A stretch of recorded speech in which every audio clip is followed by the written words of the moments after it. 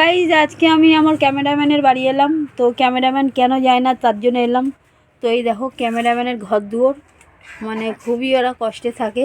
তো যাই হোক, আমি যদি কোনো দিন কিছু করতে পারি তাহলে দেখব। তো দেখো কি ছড়ানো করানো, কারণ ওর মা লোকের বাড়ি কাজ করে আর ওর বাবা একটু মাছ বিক্রি করে, তো বাড়ি থাকে না। তো এই দেখো এই যে ঘরে কি আগোছালো, কে করবে বলো?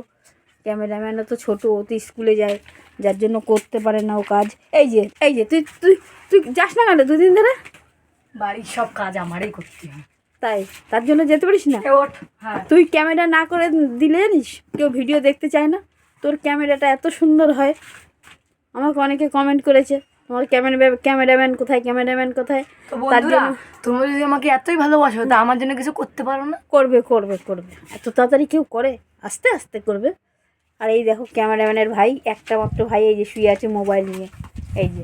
আর এই দেখো আমাদের ক্যামেরাম্যান এত কাজ করছে, এত কাজ করছে, চুল টুল সব ফুলে গেছে।